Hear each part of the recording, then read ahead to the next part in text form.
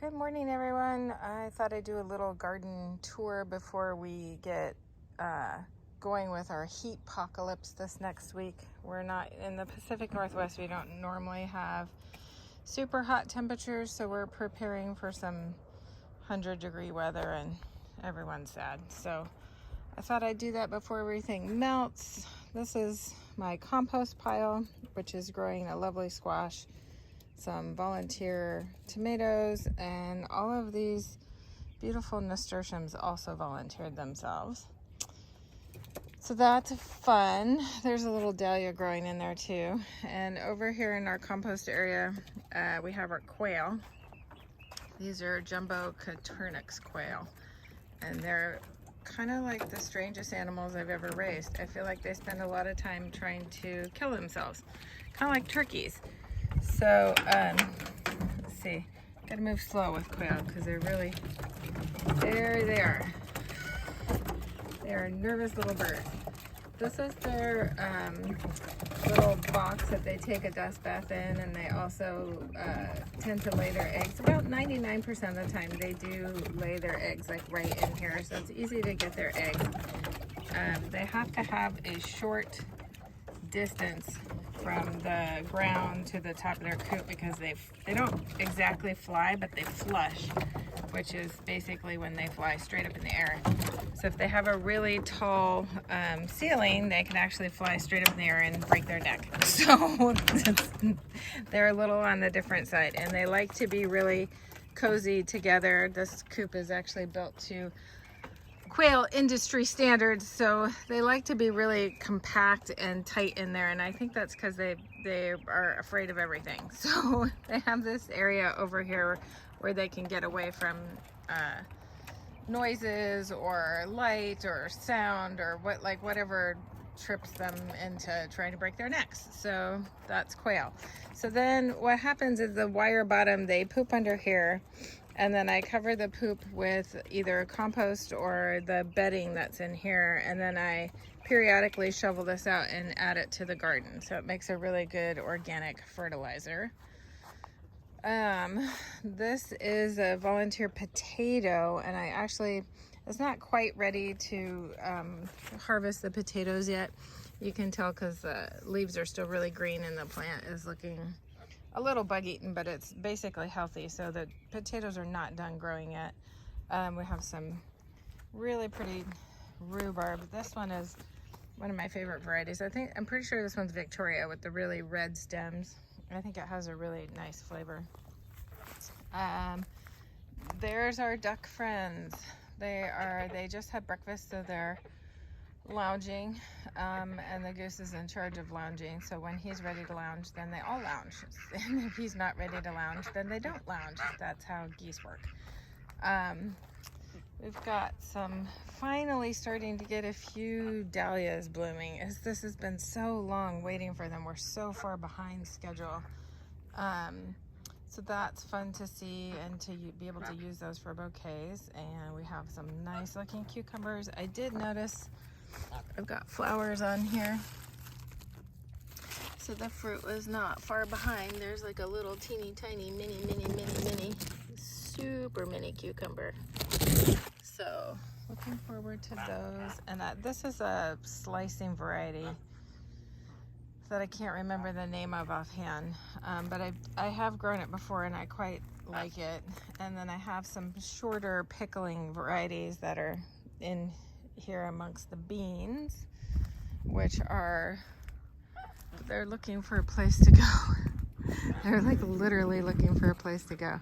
So we just kind of do that number, and then they will get attached to this, and I can see some of these beans have flowers on them, so I'm expecting to get a nice crop of green beans. Those are Kentucky like pole beans.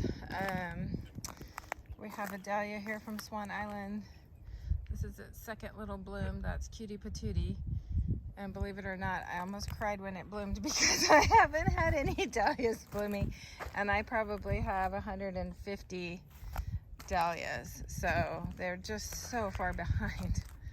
This is a scarlet runner beans. I grow runner beans every year.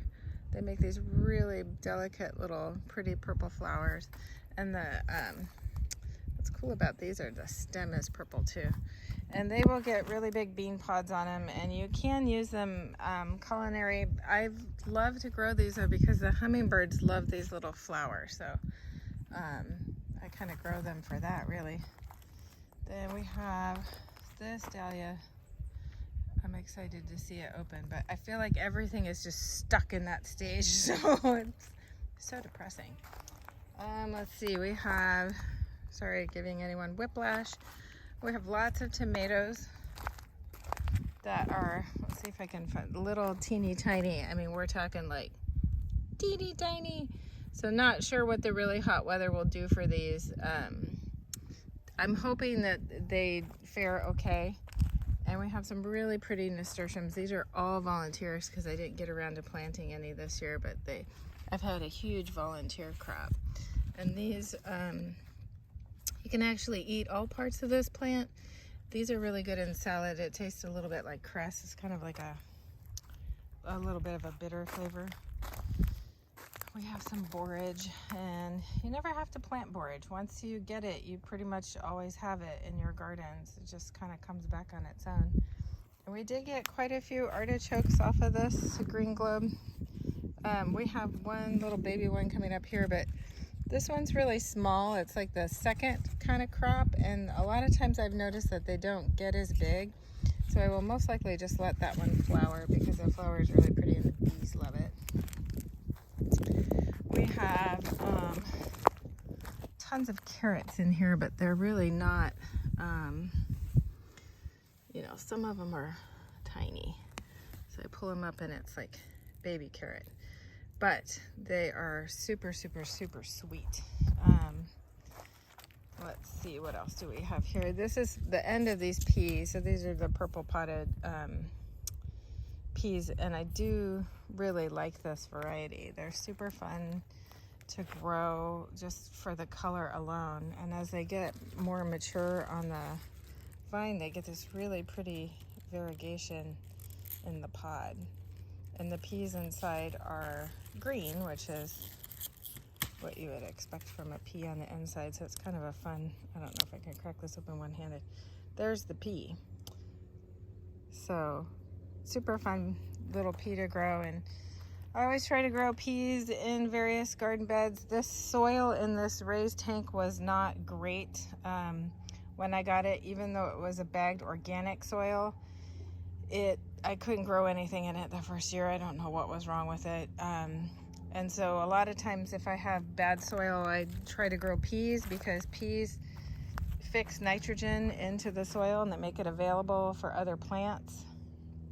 But unfortunately that doesn't become available until the following season. So soil has gotten much better. Like I really struggled to grow anything in it last year, and now I have this is elephant garlic here. I need to pull these peas out because the plant is done, but I had a good crop of carrots underneath, and I did throw some lilies in here. I got these lily bulbs kind of late in the season, and lily bulbs don't like to be out of the ground for any period of time, so I think they just were kind of trashed from shipping.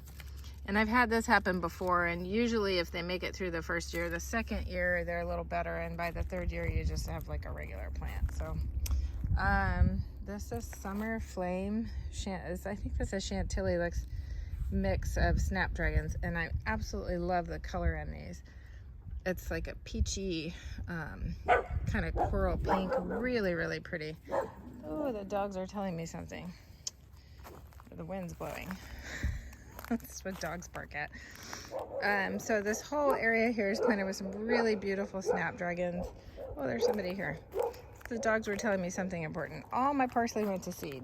No parsley for Kim. This garden has 0 parsley. This is all parsley seed has. So I went ahead and let it go to seed. And I'll actually probably save this seed and sow it later. This is a large leaf Italian variety that's really nice. What else do we have? Kale. Since we're preparing for our heat wave, most of our things like kale and lettuce will most likely bolt which means they'll produce a seed and then they will be like fairly unedible because they become really bitter. So it's been a banner year for lettuce. So we have all these beautiful lettuces that I tried to pick and harvest and keep them in the fridge, so at least we had some lettuce to use before the heat takes over. And we have a really nice row of cucumbers here. These are pickling cucumbers. And we have a nice big bushy plant here, and I can see some flowers in there, so I'm hoping to get some cucumbers fairly soon. And the last of our spring onions, and there's Todd. Todd is always underfoot. It's very hard to garden with a cat under your feet. But he's super friendly. He's so friendly. It's a little too friendly. This is how I'm gonna die. He's gonna trip me. Lots of calendula here. These are like an heirloom kind of variety. They're great for bringing in pollinators. It's really early in the morning here, so the butterflies aren't busy. But butterflies love that. Bees love them. Everybody loves them. All kinds of little... Todd. Todd's collapsed. This is a really fun citrus basil, which I actually meant to harvest for my I'm into basil iced tea now. Todd's helping. Todd, you're not helping. Todd is so not helping. This is, I think this is Mrs. Burns citrus basil. That's like a kind of like a lemony flavor. Absolutely delicious. We have some other artichokes here. This is a new one from seed, so it takes them like a year before they actually produce any chokes. And this one did have artichokes on it last year, but it got a bunch of damage over the winter. So I don't see any artichokes coming out on it now, but certainly next year it should be fine. Usually we don't have trouble overwintering artichokes. Todd, he's on my leg. He's trying to tell me something. But we did have a little frost damage on that one, and I think it just broke through. And so we have all of our cilantro in this bed. I let it go to seed, which can happen really quickly with cilantro, but the flowers are super beautiful. And bees love them, and I use them as bouquet filler actually. And you can see in there is this is lavender. We're growing quite a few of these this year. Probably have a couple dozen plants. Todd is helping. That's a variety called Phenomenal, and I love it. It's so beautiful, and it's super easy to harvest, and it's culinary, so it's really good for, you can put it in lemonade, you can bake with it, you could do lots of different things. Plus it just smells so good. And then we have some zucchini. We just started to get a few zucchini. I think they will like the hot weather. Let's see, we got jalapenos growing here. I think they will also like the hot weather. And we've got all of our dahlias in there. And if I don't get a flower, I'm gonna get cranky. And that's about it. If this video is any longer, it will not load up onto YouTube because of, internet. So that's it for the garden tour. Hope you enjoyed it. Have a great day.